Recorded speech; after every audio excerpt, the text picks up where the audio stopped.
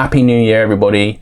Welcome back to the channel, or if you're new here, my name is Sam and I like to talk about all things film, Blu-ray, physical media. And 2023, I think, was one of the best years for physical media ever. If you're into collecting, premium editions or just the general restorations of films that we never thought we'd get on home media, it's just been outstanding. The year did have some negative things, a few Blu-ray labels, unfortunately, no longer with us, and some of the restorations that were put out on 4K particularly were left a lot to be desired. But in general, overall, I feel that 2023 has been the best year ever. And I made a lot of film discoveries, and that's what this video is going to be. It's going to be 25 of my favorite first time watches. It will include a few films in 2023, but I didn't see that many, and a few of them I didn't like too much. So yeah, this is going to be a rundown of 25 films from 2023 that had an impact on me. Starting off at number 25 is a film directed by Kazuhiko Yamaguchi from best year for film of all time, in my opinion, 1975. And I'm talking about A Haunted Turkish Bathhouse. This was put out by Mondo Macabro.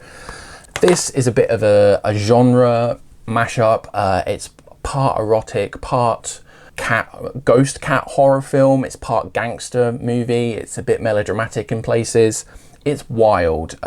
It's absolutely nuts. It stars Naomi Tani, who is sort of like a legend in the Nakatsu series of films that came out in Japan in like the 70s. And I won't go too much into the plot, otherwise these 25 films are going to take forever, but it was a pleasant surprise, and it just adds to the list of the things from 1975 that just make it one of the greatest years for cinema. 24, a Hammer horror film. I've only just got into Hammer horror. I've been a lifelong horror fan, but Hammer has been a blind spot, and I've never known where to start. And my good friend Davey has been guiding me a bit through the process of where to start and things to avoid, at least like when you're diving into it. But this one absolutely blew my mind. And I'm talking about The Devil Rides Out, starring Christopher Lee and Charles Gray. And it's just, for my money, so far of all the Hammers that I've seen, which is about between 5 and 10 Hammer horror films, this is the best, and just generally one of the better horror films I've seen, particularly from the period. And the restoration on the Studio Canal disc is fantastic, and yeah, say no more, one of the best films I've seen this year. Number 23, a film by Juliette Bashir. This is a BFI release of Kamakazi Heart, starring Sharon Mitchell and Tigger, sort of legendary performers in the adult industry in like the 70s and 80s. And this is like a pseudo documentary, sort of, like there parts of it are fictional and parts of it are real, and sometimes you don't know which bit is and which bit isn't.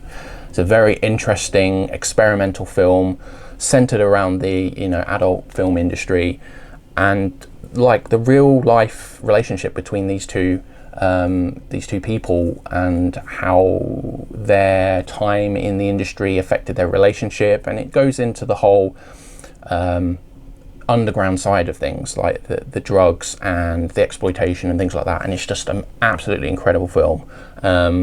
Really interesting. And not to go into special features, because I'm talking about mainly films that I watched this year, but the special features on this disc really give a lot of context and just really made me love the film even more, as there's a lot of interviews with some of the people who were around during the time that this was made, and it's a wonderful film. Number 22, Radiance Films put out some of the best things I watched this year, and this is one of them. And this is Big Time Gambling Boss, directed by Kazuki Yamashita. This is just an amazing Yakuza film. Has a lot of heart, some amazing central performances, and the restoration on this disc is amazing. And yeah, it's stayed in my mind since I've watched it. And based on this watch, I was super excited to see what else Radiance put out, and they've not let me down all year. So yeah, a late entry, as I only watched this a few days ago before making this list.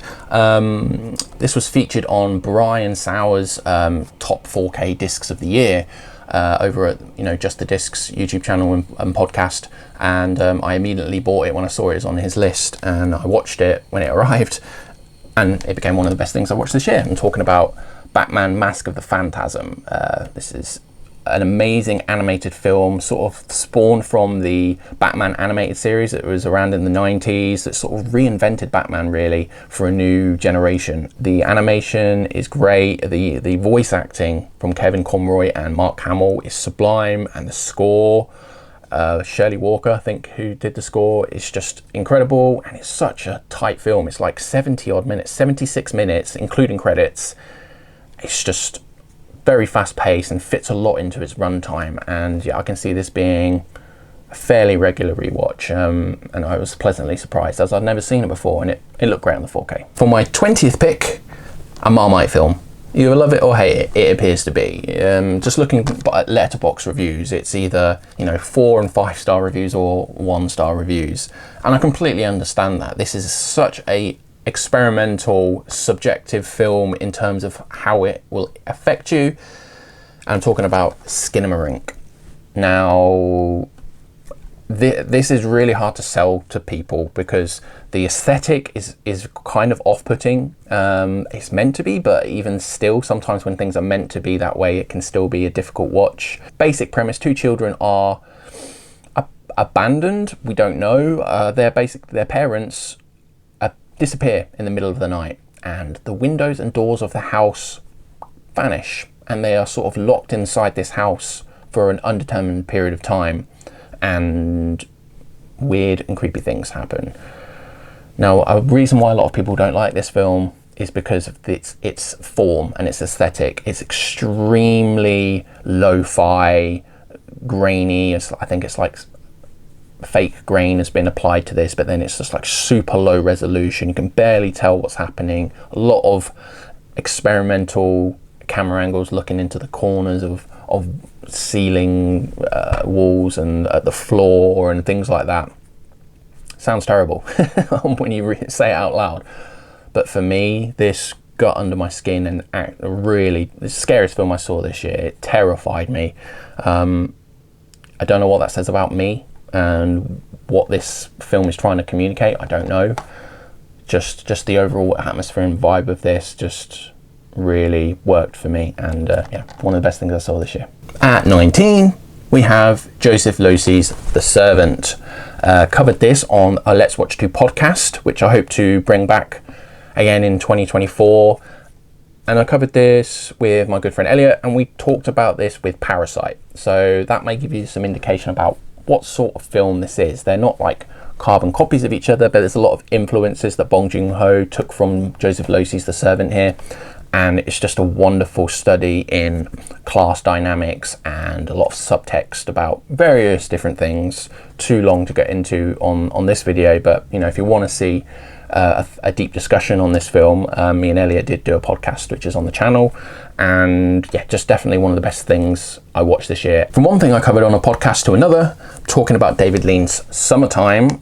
Covered this with my very good friend Davey, and we paired this with Nicholas Roeg's Bad Timing, which is a criminally underseen film. It is in the Criterion Collection, but still stuck on DVD. And the Blu-ray that's available in the UK was a network release, and network no longer around. So getting that hold of that Blu-ray is probably going to be quite tricky now. It tells the story of Katharine Hepburn going on holiday to Venice, her lifelong dream to go there. She's been saving up for years and years, and she goes there and she meets a man and has an interesting relationship with him. Basically, I won't spoil anything. It uses location beautifully. It's very emotional and just very witty and just sumptuous to look at. And I was pleasantly surprised, as I knew nothing about this one going into it. I just knew that Mark Cousins, who sort of partially curated that podcast for me and Davey, said that this was a good pairing with Bad Timing, which is one of his favourite films, which is incidentally also one of my favourite films. And there are some very interesting connections to be made between the two films. And yeah, I was pleasantly surprised by this and had to make the list. The second best director in the world, called David Cronenberg's Eastern Promises. This is the 4K from Kino Lorber. Looks superb, sounds superb. It's a superb film. David Cronenberg has sort of like two parts to his career, sort of like the 70s and 80s stuff, which is focused on body horror, and then into like the 2000s and 2010s, he started veering into some more psychological and just like straight up crime films. And this is one of those crime films, and it's up there with some of his best work. I really love this. Viggo Mortensen, Naomi Watts, Vincent Cassel's even in this, and it's just an incredible crime thriller. Performances, as I said, were amazing, and it's just Cronenberg being Cronenberg, just master filmmaker no matter what genre he seems to want to make. I'd love to see Cronenberg make a straight up comedy, see if that works, but Cronenberg is just a master and I love it, and I love this film. This next pick is more of a recent film, but I only got around to watching it this year. Licorice Pizza by Paul Thomas Anderson, or PTA to his friends. This is a huge ensemble of various different famous faces that you will recognize if you see this film or the trailer.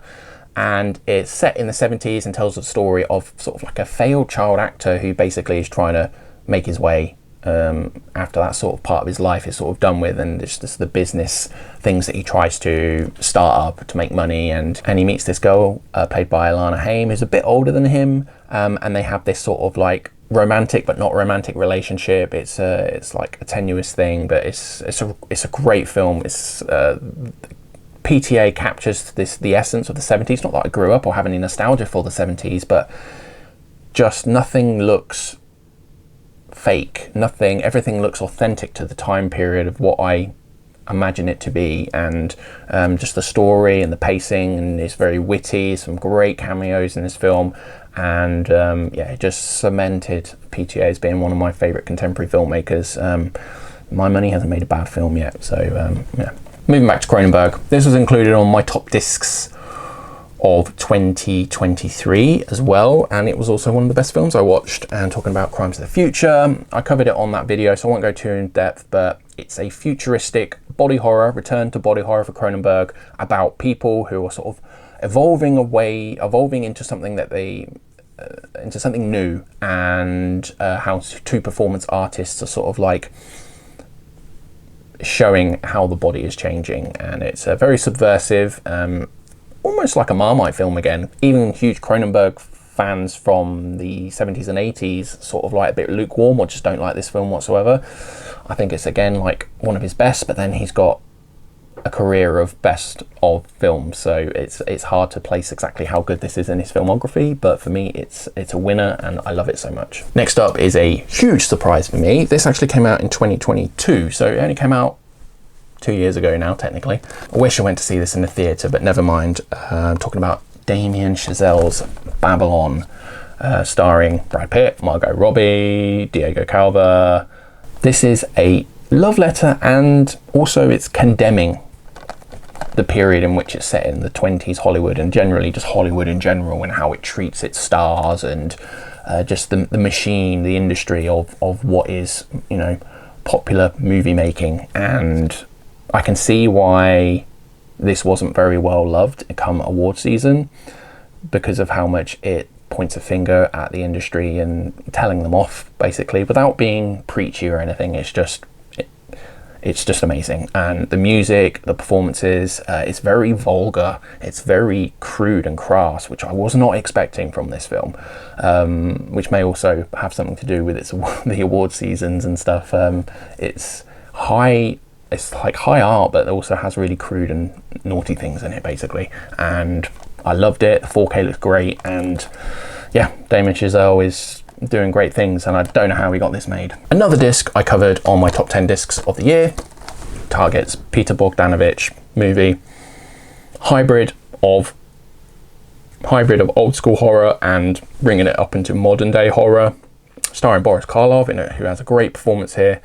And yeah, I covered it more on that, but this disc is amazing. The film leaves you a lot to think about modern society. It's still as prescient today as it was when it was made in the 60s, and encourage anyone to source this out.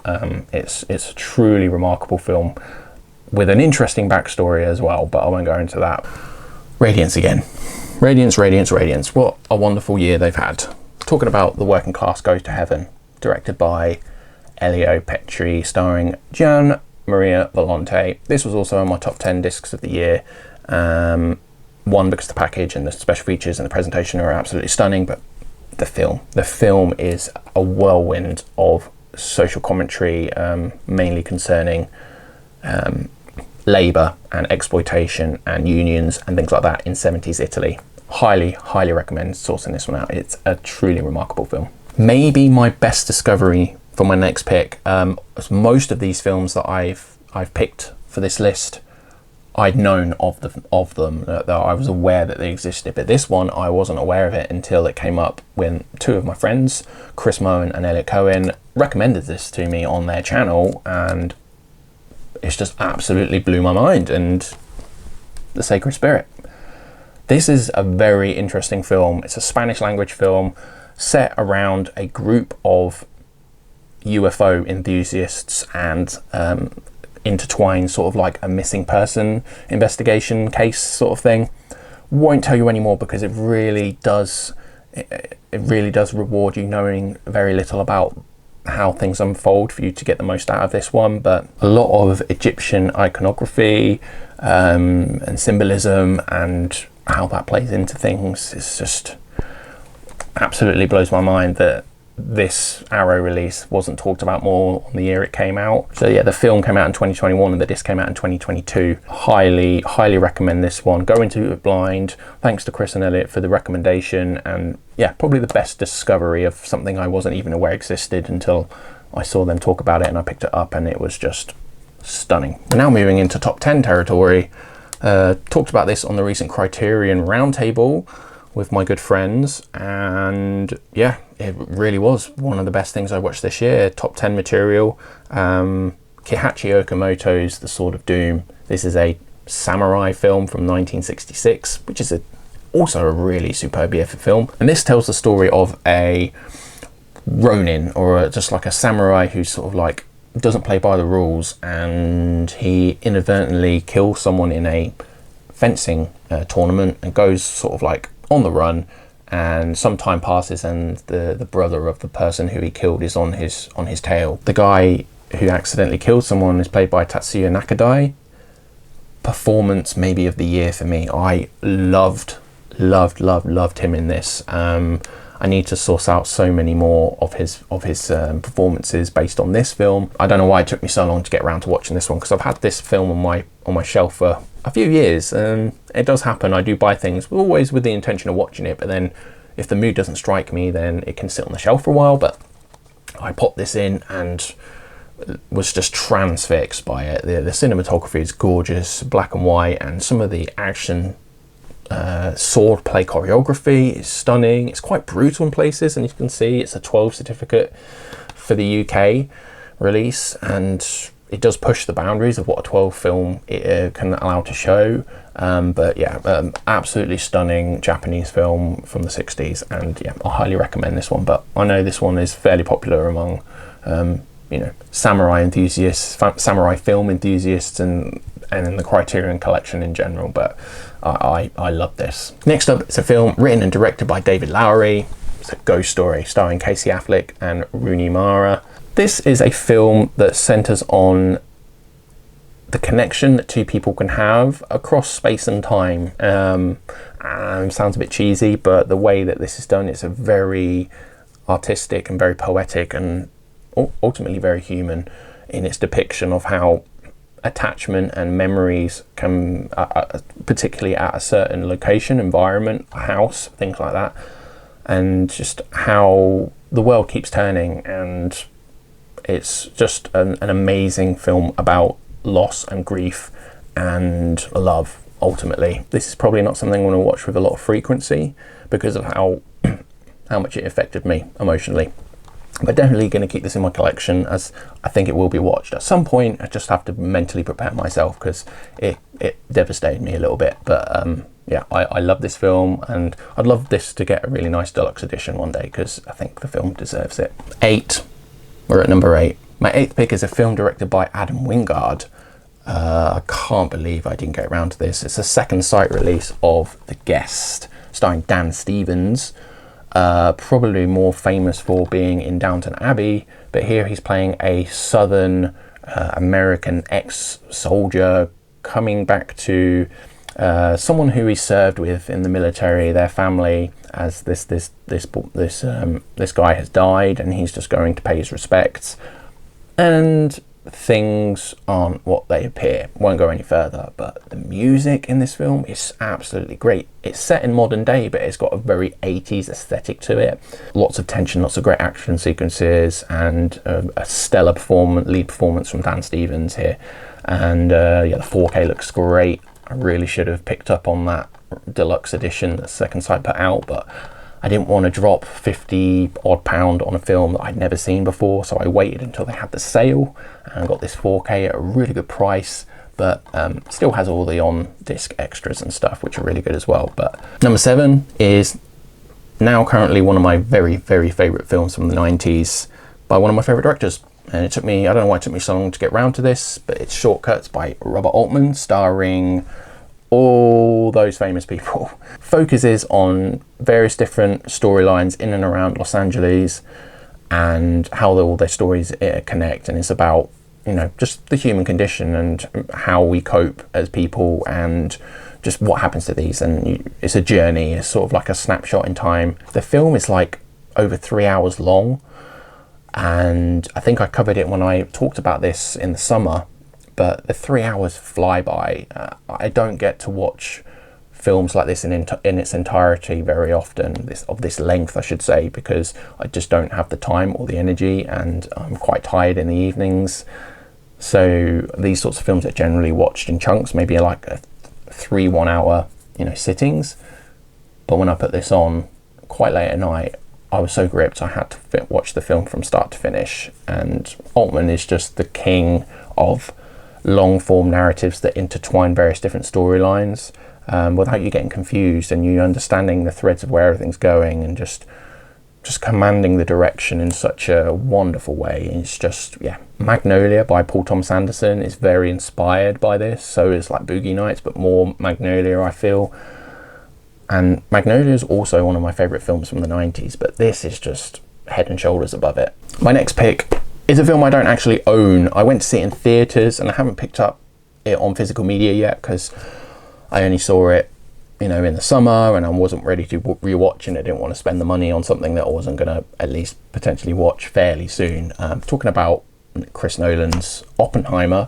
What a film! What a film! I loved the story. Such a wonderfully paced film, which is essentially people talking in rooms about designing and making the bomb, but it's sort of edited and paced like an action thriller, but there are basically no action scenes in the film. It's so bizarre. But then the central sort of set piece of them testing the bomb at Trinity is just one of the most breathtaking scenes that I've seen at the theatre. It was just absolutely stunning. Sound design and performances, and just the tension was just incredible.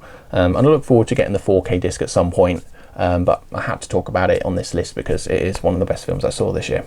My next pick is a bit of a controversial one because many people think that this is one of the lesser films from this director's filmography. For me, this is a contender for my favourite, and it's Wes Anderson's Asteroid City. I'm not sure why people are saying that this is one of his lesser works. I still think that maybe Rushmore is my favourite of his, but there is something about the homages to, you know, 50s America and just that time period, and just the performances I thought were just so beautiful. And you get all the usual quirkiness of a Wes Anderson film with the dialogue and how it visually looks, the symmetry and just everything like that. But for me, this is one of the most emotionally impactful Wes Anderson films, which is probably why it rates so highly amongst his filmography for me. But this Blu-ray is is okay, it's passable. The actual film itself, I was blown away by it. I think this is top tier Anderson. I know that's an unpopular opinion, but yeah, I loved it. I absolutely loved it, and yeah, made my number 5 pick. I had to look at where we are in the list. Number 4, Tough Guys Don't Dance, directed by Norman Mailer, put out by Vinegar Syndrome, starring Isabella Rossellini, Ryan O'Neal, who, you know, unfortunately passed away this year. And this is just a cult favourite film, and many people think it's utter garbage, but I think it's a hugely misunderstood film, hugely entertaining, wild ride. And yeah, I truly love this film. I'm not going to make any apologies for it. I think this is a wonderfully made film. You can argue whether it was intentionally made, maybe bad, you know, satirical maybe, I don't know, or whether this is just a mess that just happens to work for me.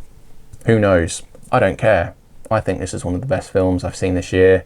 To summarise the plot, Ryan O'Neill's character wakes up from like a bender. You know, he's been drinking for a period of time and he wakes up one day and he has a tattoo on his arm, and he goes to his car and there's a shirt soaked in blood, and his wife is now having a relationship with the local town sheriff. How has all this happened in his drunken stupor?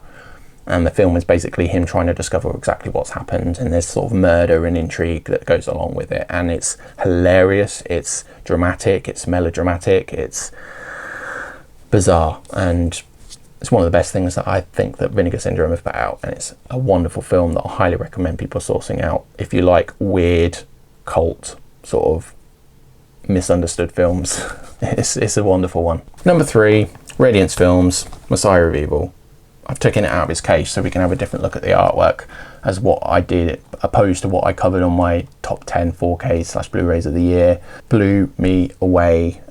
This is a brand new 4K restoration from the best surviving elements, and the work that Radiance have done with this is just, yeah, it's my favourite release, I think, from them, possibly, in terms of the whole package. It's definitely the best film that they put out this year for me, and it's a very odd amalgamation of different sort of genre tropes, and has a lot of things that are connecting it to various different films. I've already covered this on my other video, but it's like pre-Lynchian Lynch vibes, and then George A. Romero's Night of the Living Dead, and then Carnival of Souls and things like that, that focus a lot on atmosphere and just the vibe of it. And yeah, I adore this 70s horror masterpiece, in my opinion. Like, really love it. Number 2, my favorite disc of the year. You know what this is if you've watched my previous video. It's Ennis Main. I'm going to say it right this time. I always say Ennis Men, but it's Ennis Main.